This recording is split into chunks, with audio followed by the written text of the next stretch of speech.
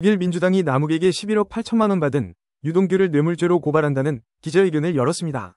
증거가 차고 넘치는데 유동규를 검찰은 기소하지 않았습니다. 이유가 뭘까요? 검사를 검사하는 변호사 모임에서 폭로했습니다. 여기에 임세은 민생경제연구소 소장이 멋진 멘트를 날렸는데요.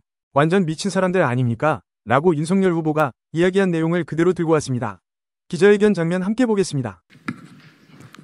예, 안녕하십니까. 용인갑 국회의원 이상식입니다. 오늘은 대장동 사건의 이른바 진술자판기 유동규를 고발하고 강백신, 엄희준 정치검사를 규탄하기 위해서 검사를 검사하는 변호사 모임에서 오동현 변호사님, 김기영 변호사님께서 오셨습니다. 네, 안녕하십니까. 검사를 검사하는 변호사 모임 대표 오동현 변호사입니다. 정치검찰의 진술자판기 유동규 및 뇌물죄를 덮어준 정치검찰을 고발합니다. 유원홀딩스의 실질적인 소유주이며 남욱 정민용으로부터 수수한 자금 11억 8천만 원을 사용하고도 정치검찰은 유동규에 대한 수사를 중단하고 기소조차 하지 않았습니다. 정치검찰의 짜맞추기식 수사 및 사건 만들기 등 야당 인사에 대한 선택적 수사, 선택적 기소 행태가 도를 넘어섰습니다. 이러한 정치검찰의 행태에 많은 국민들께서 검찰을 신뢰하지 않고 있으며 오히려 정치검찰에 대한 분노가 극에 달한 상황입니다. 특히 21대 대통령 선거를 뒤흔든 대장동 사건과 관련하여 당시 1기 수사팀에 의해 드러난 부패 공무원 유동규와 민간업자 간의 유착 혐의가 21대 대선 이후 2022년 7월 교체된 윤석열 한동훈 사단으로 불리는 강백신, 엄희준 등의 특수부 출신들이 수사를 맡으면서 정영학 녹취록 등 객관적인 사실을 근거로 밝혀진 진실들은 사라지고 기승전 이재명 측으로 모든 책임을 야당 대표 측으로 넘기는 행태로 변질되었습니다. 이와 같이 비정상적이고 불법적인 수사의 중심에는 부패 공무원 유동규, 민간업자 남욱 등과 정치검찰의 수사 중단, 불기소, 형량 거래 의혹이 있습니다.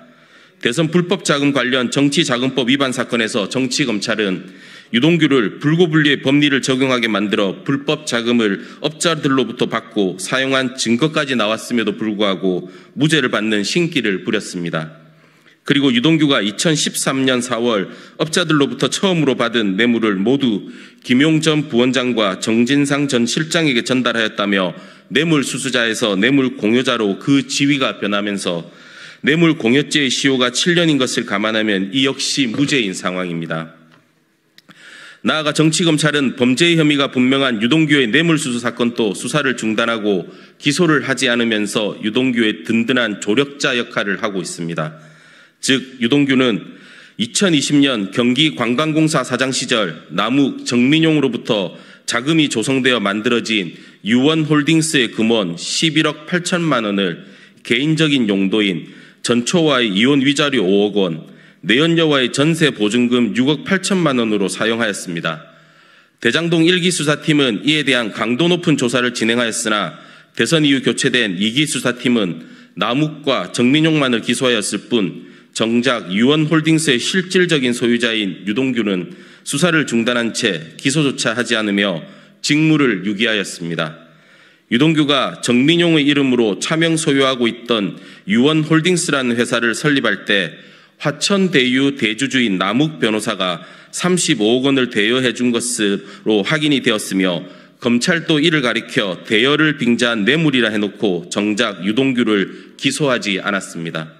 그러면서 검찰이 법원의 범죄 수익 보전을 위해 유동규 8억 5천만 원과 정민용 35억 원의 자산 동결을 요청한 바 있는데 그 정민용의 35억 원이 범죄 수익이라면 그 돈이 들어온 회사의 실소유주가 범죄 행위를 통해 수익을 얻은 것이 분명할 건데 어째서 유동규는 기소조차 하지 않았단 말입니까?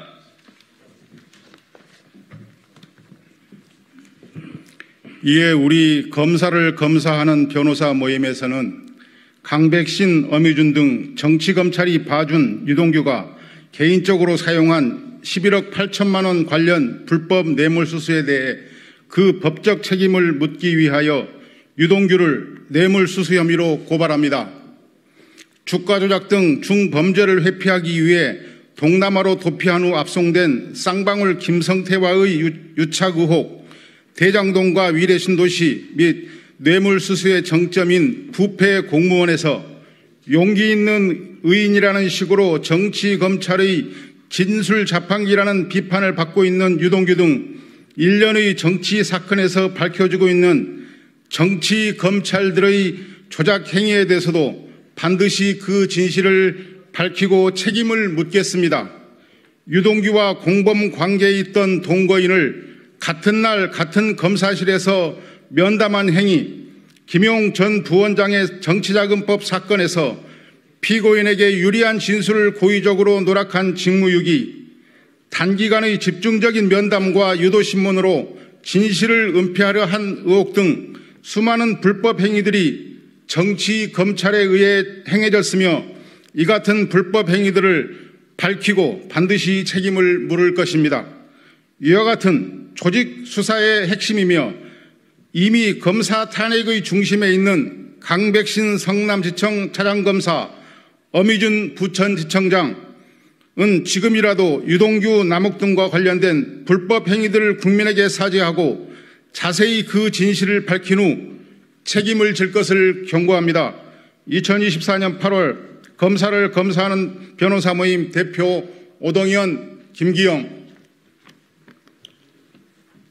예, 마지막으로 임세은 민생경제연구소 공동소장님께서 말씀 있으시겠습니다.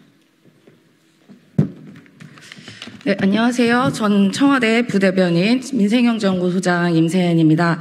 윤석열 정권에서는 매우 신기한 점을 매우 많이 발견하지만 특히나 신기한 것은 우리나라가 하나의 법을 갖고 있는 법치 국가에서 두 개의 잣대가 적용된다는 것입니다. 최근에도 보시면 아시겠지만 누군가는 법카를 새벽 4시에 커피를 사 먹고 빵도 사 먹고 막 하는 것은 괜찮고 어떤 다른 분은 78,000원 갖고 수백 번의 압수수색을 당하는 것이 정상입니까? 왜 하나의 법에서 두 개의 잣대가 적용되는지 알 수가 없습니다. 그리고 이번 사건에서 보시면 아시겠지만 녹취록도 뻔히 나와 있는 그러한 증거들은 무시하고 김용 부원장의 말은 거짓이고 또 유동규의 말은 신성처럼 여기는 것이 정상입니까? 왜 이것도 두 개의 잣대가 적용되는 것입니까? 그래서 매우 윤석열 정권에서는 여러 가지 잣대가 법의 적용이 사람마다 다르는 게 특징이다라고 저는 생각하고 있습니다. 최근에 얼마 전에 난리가 났던 그 통신조회 사건도 있지 않겠습니까? 관련된 여기 계신 분들도 많이 문자를 받으신 걸로 알고 있는데요. 제가 또 이게 두 개의 잣대가 적용된다는 것을 하나를 말씀드리겠습니다. 그 당시에 윤석열 후보께서 뭐라고 이야기하셨나? 이거 완전 미친 사람들 아닙니까? 라고 말을 했습니다. 네, 고맙습니다. 스픽스는 말하는 언론입니다. 대세는 유튜브, 그중에서 스픽스. 좋아요, 댓글, 구독, 알림 설정. 여러분이 저희를 사랑해 주시고 우리가 여러분을 사랑하는 4가지 방법입니다.